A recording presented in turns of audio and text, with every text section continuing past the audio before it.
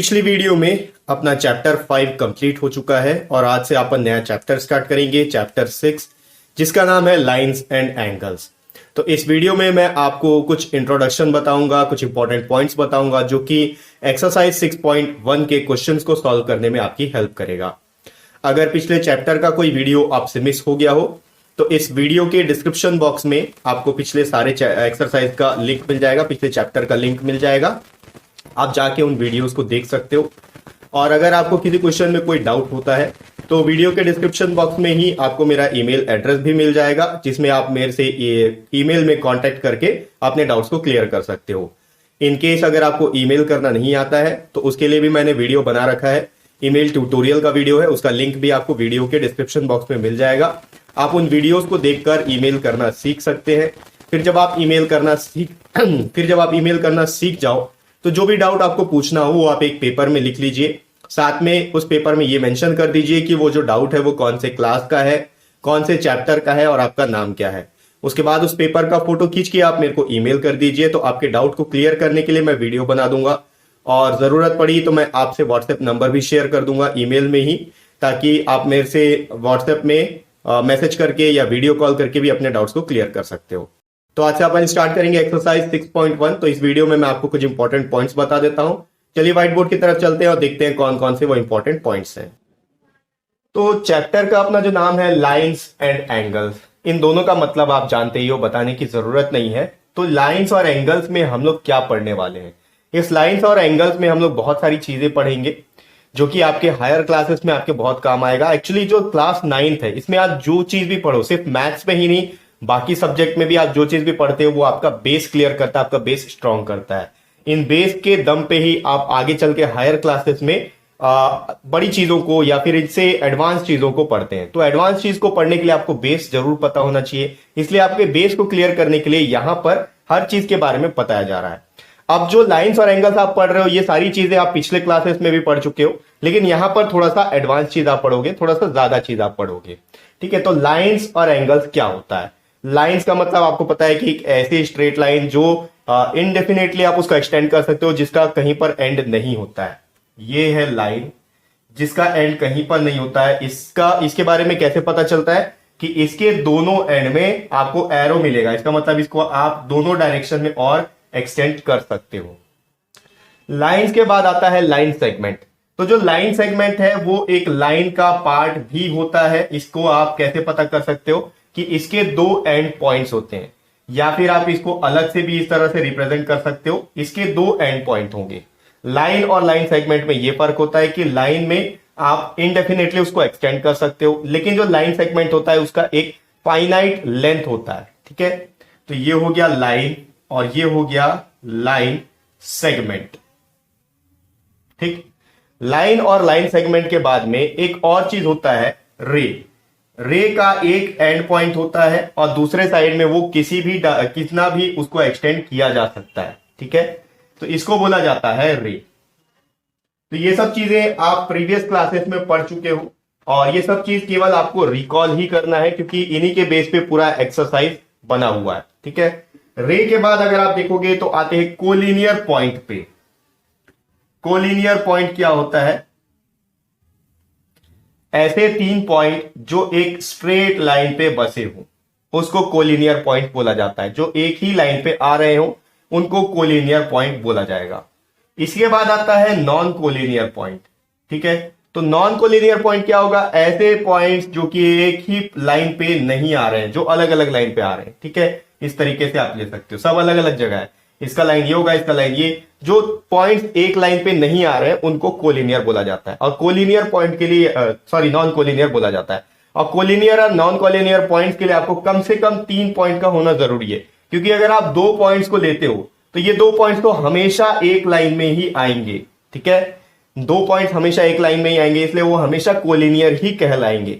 अगर non collinear आपको point चाहिए तो 3 अलग अलग पॉइंट होंगे, तीनों एक स्ट्रेट लाइन पे नहीं आएंगे। ठीक है, इसके बाद अपन आ जाते हैं एंगल में, जो कि अपने चैप्टर में है, चैप्टर का नाम भी है। एंगल क्या होता है? ये जो एंगल है 2 रे से मिलकर बना होता है। कम से कम 2 रे होते हैं इस तरीके से, एक रे, ये दूसरा रे। ठीक है, इन दोनों के बीच का जो मेजरमेंट होता है, ये आर्क जो बनता है, इस मेजरमेंट को हम लोग एंगल बोलते हैं। अब इस एंगल में बहुत सारी चीजें हैं। पहले तो ये जो पॉइंट जहां से ये दोनों रे स्टार्ट हो रहे हैं, इसको बोला जाता है वर्टेक्स। उसके बाद ये जो दोनों इसके रे हैं, इन दोनों रेस को इसमें आर्म बोला जाता है, ठीक है। और इसके बाद अपन आते हैं एक्यूट एंगल में। एक्यूट एंगल क्या होता है? देखो ये सब चीज मैं आपको जल्दी जल्दी इसलिए बता रहा हूं क्योंकि ये सारी चीजें आप प्रीवियस क्लासेस में पढ़ चुके हो। क्लास 6 से लेकर क्लास 8 तक ये सारी चीजें आप पढ़ चुके हो। तो पहला जो एक्सरसाइज है, केवल आपको रिकॉल करना है कि आपने क्या क्या पढ़ा है। इसलिए मैं सारी चीजों को शॉर्ट में बहुत जल्दी जल्दी बता रहा हूं। डिटेल में एक्सप्लेनेशन इसकी जरूरत नहीं, क्योंकि सबको पता है कि लाइन क्या होता है, लाइन सेगमेंट क्या होता है, रे क्या होता है, कोलिनियर पॉइंट्स क्या होते हैं, नॉन कोलिनियर पॉइंट्स क्या होते हैं, एंगल क्या होता है, एक्यूट एंगल क्या होता है। आते हैं एक्यूट एंगल पे। ऐसा एंगल जिसका मेजरमेंट 90 डिग्री से कम हो, 0 से 90 डिग्री के बीच में हो, उसको बोला जाता है एक्यूट एंगल। एक्यूट एंगल के बाद आता है राइट एंगल।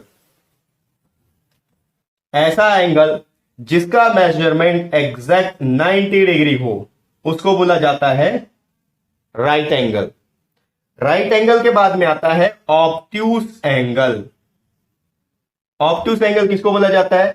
जिस एंगल का मेजरमेंट 90 डिग्री से तो ज्यादा हो लेकिन 180 डिग्री से कम हो। 90 डिग्री से ज्यादा और 180 डिग्री से कम हो, उसको बोला जाता है ऑब्ट्यूस एंगल। इसके अलावा एक होता है स्ट्रेट एंगल। अब स्ट्रेट का मतलब क्या हो गया? सीधा। ऐसा एंगल जो पूरा सीधा हो, और पूरा सीधा का मतलब ये वाला एंगल। यहां एक पॉइंट है, ये एक रे है, ये दूसरा रे है, ये बन गया एंगल।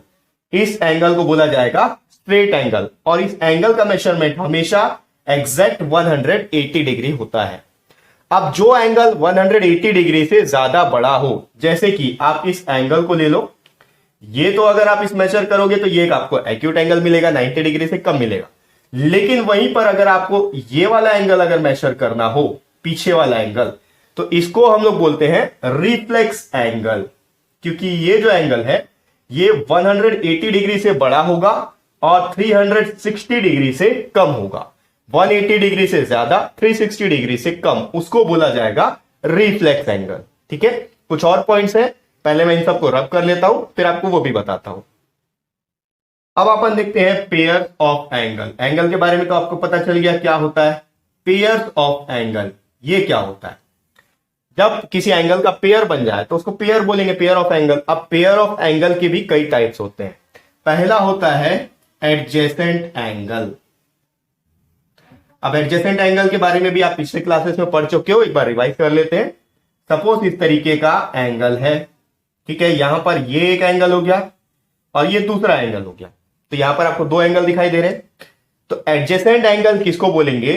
ऐसा एंगल जो कि एक कॉमन रे को, ये एक कॉमन आर्म को शेयर कर रहा हो और उसके जो दो नॉन कॉमन आर्म है वो अलग अलग डायरेक्शन में हो, इसके अलग अलग डायरेक्शन में हो और एक कॉमन वर्टेक्स को शेयर कर रहे हो। 3 पॉइंट्स है, कॉमन वर्टेक्स भी होगा उसका, ठीक है, एक ही पॉइंट से सब एंगल स्टार्ट हो रहे हैं। उसके बाद यहां पर एक कॉमन रे होगा या फिर common vertex, sorry common arm होगा। ये आर्म, ये कॉमन है, सपोज इसको नाम दे देता हूं मैं, ये O है, ये A है, ये B है, ये C है, ठीक है। तो आप देखो ये जो OB है, AOB एक एंगल है, यहां पर एंगल AOB, दूसरा एंगल BOC, ठीक है। तो यहां पर जो OB है या फिर आप इसको COB लिख लो, COB मतलब एक ही है। तो ये जो OB है, ये OB रे है ना, यहां पर भी आ रहा है, यहां पर भी आ रहा है, इस एंगल में भी और इस एंगल में भी। तो ये common vertex, sorry common arm है, ठीक है। और वर्टेक्स कॉमन है, ये तो आपने देख ही लिया, जीरो सबका O है। इसके अलावा इसके जो दो अलग अलग आर्म और जो बचे हैं, ठीक है, ये तो कॉमन आर्म हो गया, दो आर्म और जो बचे हैं, ये OC और OA, ये अलग अलग डायरेक्शन में होंगे। किसके अलग अलग डायरेक्शन? इस कॉमन आर्म के अलग अलग डायरेक्शन। इस कॉमन आर्म के ऊपर में OA है और इस कॉमन आर्म के नीचे में OC है, ठीक है। तो दोनों अलग अलग डायरेक्शन में आ गए। तो जो नॉन कॉमन आर्म है ये अलग अलग डायरेक्शन में होंगे, ठीक है, लाइज ऑन डिफरेंट डायरेक्शन। तो ये 3 पॉइंट से हमको ये पता चल जाता है कि ये जो पेयर ऑफ एंगल्स हैं, कौन कौन से एंगल, एंगल AOB और एंगल BOC, ये दोनों आपस में एडजेसेंट एंगल्स हैं। ठीक है, अब मैं इसको रब करता हूं। एडजेसेंट एंगल के बाद और कौन सा एंगल है वो भी देखते हैं। अब देखते हैं अपन linear pair of angle. Linear pair कब कहलाते हैं? दो एंगल। अब देखो, ये एक एंगल इस तरीके से, ठीक है। अब यहां पर क्या होगा, ये सपोज ये O है, ये A है, ये B है और ये C है। तो यहां पर ये एक एंगल हो गया, ये दूसरा एंगल हो गया। अब यहां पर एडजेसेंट एंगल्स के कुछ प्रॉपर्टीज भी आपको मिल जाएंगे, जैसे कि ये जो दोनों एंगल है, एंगल AOC, एंगल AOC और एंगल COB या BOC, एंगल BOC, इन दोनों का आर्म सेम है, एक आर्म को शेयर कर रहे हैं। कौन सा आर्म को? OC को इन लोग शेयर कर रहे हैं, तो एक कॉमन इसमें आर्म है, ठीक है, एक कॉमन आर्म है। इसके अलावा ये जो O है, ये कॉमन वर्टेक्स है, इस एंगल के लिए भी, इस एंगल के लिए भी। तो ये हो गया कॉमन वर्टेक्स। देखो, वर्टेक्स को आप इजी वे में बोल सकते हो एक साथ कॉर्नर, ठीक है, कॉर्नर को वर्टेक्स बोला जाता है। तो ये एक कॉमन वर्टेक्स है। इसके अलावा आप देखोगे तो OA, जो ये जो OC है, OC के अलग अलग डायरेक्शन में OA और OB है। तो ये एडजेसेंट एंगल का प्रॉपर्टी तीनों शो हो गया। लेकिन अगर इन दोनों एंगल को लीनियर पेयर बनाना हो तो इनकी एक खास बात है कि ये जो A और B है, ठीक है, OA और OB, ये कॉमन वर्टेक्स के अलग अलग डायरेक्शन में तो जरूर रहेंगे, लेकिन एक स्ट्रेट लाइन बनाएंगे। A और B, AOB मिलाकर एक स्ट्रेट लाइन बनेगा, स्ट्रेट लाइन, ठीक है, जो इस पेयर ऑफ एंगल का non common vertex, non common arm होगा। अगर वो एक स्ट्रेट लाइन बना रहा है, नॉन कॉमन मतलब OA और OB ये नॉन कॉमन है, OC तो कॉमन है दोनों एंगल के लिए, ठीक है। तो जो नॉन कॉमन आर्म है, अगर वो एक स्ट्रेट लाइन बना रहा है, ठीक है, तो उसको बोला जाएगा लीनियर पेयर ऑफ एंगल। अब एक स्ट्रेट लाइन को अगर आप देखो तो इसको इजीली मैं आपको इजी वे में अगर समझाऊं तो कोई भी लाइन अगर आपको ऐसा मिल जाए जो 180 डिग्री बना रहा है और इसके बीच में कहीं पर भी एंगल हो, चाहे ऐसा एंगल हो या फिर चाहे आपका इस डायरेक्शन में एंगल हो, किसी भी डायरेक्शन में एंगल हो, दो एंगल बना रहा है, तो इसका मतलब ये एक लीनियर पेयर बना रहे हैं। ये जो दोनों एंगल है ये मिलके लीनियर पेयर बना रहे हैं, ठीक है। तो अब मैं इसको रब करता हूं, इसके आगे का पॉइंट देखते हैं। इसके बाद अपन देखते हैं कि वर्टिकली ऑपोजिट एंगल क्या होता है। नाम से ही आपको समझ में आ रहा है, जो वर्टिकली ऑपोजिट होंगे, दो एंगल जो आपस में वर्टिकली ऑपोजिट है। वर्टिकली ऑपोजिट एंगल इस तरीके से भी हो सकता है, इस तरीके से भी हो सकता है, ठीक है, कैसे भी हो सकता है। अब यहां पर वर्टिकली एंगल्स के बारे में बात कर रहे हैं, तो ये एंगल और ये एंगल, इनको बोला जाएगा वर्टिकली ऑपोजिट एंगल। और ये वाला एंगल और ये वाला एंगल, ये आपस में वर्टिकली ऑपोजिट एंगल्स हैं। अब इसको लेकर एक थ्योरम भी है। उस थ्योरम क्या होता है? ऐसा स्टेटमेंट जिसको प्रूव किया जा चुका है। तो स्टेटमेंट मैं आपको नहीं बताऊंगा, स्टेटमेंट आप बुक में देख सकते हो। तो वो थ्योरम क्या बोलता है? वो थ्योरम ये बोलता है कि जो वर्टिकली ऑपोजिट एंगल्स होते हैं वो हमेशा इक्वल होते हैं। सपोज ये एंगल 1 है, ये एंगल 2 है, ये एंगल 3 और ये एंगल 4 है, तो एंगल 1 और एंगल 2 हमेशा इक्वल होंगे और एंगल 3 और एंगल 4 हमेशा इक्वल होंगे। इस चीज को प्रूव किया जा चुका है, प्रूफ आपके टेक्स्ट बुक में भी दिया हुआ है, आप उसको देख सकते हो। तो यहां पर एंगल 1 और एंगल 2 हमेशा इक्वल रहेगा वर्टिकली ऑपोजिट एंगल के केस में, और एंगल 3 और एंगल 4 हमेशा इक्वल रहेगा। इक्वल रहेगा मतलब अगर ये मान लो 60 डिग्री है तो वो एंगल 2 भी 60 डिग्री का ही होगा, और अगर ये 120 डिग्री है तो ये 120 डिग्री होगा। मैं एक एग्जांपल दे रहा हूं कि 60 डिग्री 120 डिग्री का, इसका मतलब यह है कि इसका मेजरमेंट दोनों का सेम रहेगा और इन दोनों का मेजरमेंट सेम रहेगा। इसी तरीके से अगर आप इसको देखोगे तो यहां पर क्या होता है, इस तरीके का लाइन, इसको हम लोग परपेंडिकुलर एंगल्स बोलते हैं या परपेंडिकुलर लाइंस बोलते हैं। यहां पर सारे एंगल का मेजरमेंट 90 डिग्री का होगा। तो अब आप अगर यहां पर आप देखोगे opposite angle, vertically opposite angle, तो ये वाला एंगल और ये वाला एंगल वर्टिकली ऑपोजिट एंगल है, दोनों का मेजरमेंट सेम है 90 डिग्री, और ये वाला एंगल और ये वाला एंगल का ये दोनों भी वर्टिकली ऑपोजिट एंगल है, दोनों का मेजरमेंट सेम है 90 डिग्री। ठीक है, तो ये होता है वर्टिकली ऑपोजिट एंगल। और इसको लेके जो थ्योरम है, थ्योरम में आपको ये बताया गया है कि वर्टिकली ऑपोजिट एंगल्स हमेशा इक्वल होते हैं। ये चीज आपको ध्यान में रखना है, ठीक है। मैं इसको रब कर लेता हूं, कुछ और पॉइंट्स हैं वो भी देखते हैं। नेक्स्ट अपन देखते हैं इंटरसेक्टिंग लाइंस क्या होता है। इंटरसेक्टिंग लाइंस बहुत इजी है। दो लाइंस कहीं पर आपस में क्रॉस हो रहे हैं, तो यहां पर जो पॉइंट ऑफ क्रॉस होगा उनका, जिस पॉइंट पे वो एक दूसरे को क्रॉस कर रहे हैं, उसको इंटरसेक्टिंग पॉइंट बोला जाता है। और इन दोनों लाइंस को, ये लाइन और ये लाइन, इन दोनों लाइन को इंटरसेक्टिंग लाइन बोला जाएगा। इसके अलावा होता है non intersecting lines. Non intersecting lines क्या मतलब? दो ऐसे लाइन जो कहीं पर आपस में एक दूसरे को इंटरसेक्ट नहीं कर रहे हो। आपने पोस्टुलेट पढ़ चुका, इसके पहले चैप्टर में आपने पोस्टुलेट पढ़ा है, वहां पर हमने इक्विवेलेंट वर्जन ऑफ यूक्लिड्स पे पोस्टुलेट पढ़ा था, जिसमें यह पता चला था कि दो लाइंस आपस में पैरेलल कैसे होते हैं। जब दो लाइंस आपस में पैरेलल होंगे तो उनका एक निशानी ये है कि आपस में आप कितना भी एक्सटेंड कर लो तो ये इनडेफिनेटली एक्सटेंड होने के बाद भी कहीं पर एक दूसरे को इंटरसेक्ट नहीं करेंगे।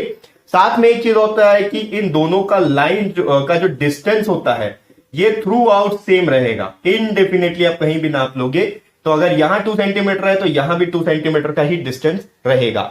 ऐसे लाइंस को नॉन इंटरसेक्टिंग लाइंस या फिर पैरेलल लाइंस भी बोला जाता है, ठीक है। एक पॉइंट मैं मिस कर गया हूं angle proper types of angle में, वो मैं आपको बता देता हूं। कॉम्प्लीमेंट्री एंगल क्या होता है? जब दो एंगल का measurement angle A plus angle B मिला के अगर 90 डिग्री हो रहा हो तो उसको कॉम्प्लीमेंट्री एंगल बोला जाता है, ठीक है। इसी के साथ होता है सप्लीमेंट्री एंगल। सप्लीमेंट्री एंगल क्या होता है? अगर दो एंगल है, एंगल ए और एंगल बी, तो इनका मेजरमेंट का सम अगर 180 डिग्री आ रहा है तो उसको सप्लीमेंट्री एंगल बोला जाता है। एग्जांपल ले लेते हैं, अगर एंगल ए 60 डिग्री है और एंगल बी 30 डिग्री है तो यहां पर 60 प्लस 30 हो गया 90 डिग्री। तो एंगल ए और एंगल बी आपस में कॉम्प्लीमेंट है या फिर कॉम्प्लीमेंट्री एंगल्स हैं। वैसे ही अगर आप सप्लीमेंट्री का लोगे तो अगर एंगल ए 120 डिग्री का हो गया और एंगल बी 60 डिग्री का हो गया तो इनका मेजरमेंट मिला के हो गया, सम हो गया 180 डिग्री। तो एंगल ए और एंगल बी एक दूसरे के सप्लीमेंट है या फिर ये दोनों सप्लीमेंट्री एंगल है। सप्लीमेंट्री का मतलब 180 डिग्री, कॉम्प्लीमेंट्री का मतलब 90 डिग्री, ठीक है। तो ये सारे पॉइंट्स बस इतने ही है। इन सारे पॉइंट्स को आपको एक्सरसाइज 6.1 में अच्छे तरीके से प्रैक्टिस करना है, इसलिए इन सारे पॉइंट्स को आपको ध्यान में रखना है। इन सारे पॉइंट्स को ध्यान में रखते हुए नेक्स्ट वीडियो से अपन एक्सरसाइज 6.1 के क्वेश्चंस को लेना स्टार्ट करेंगे।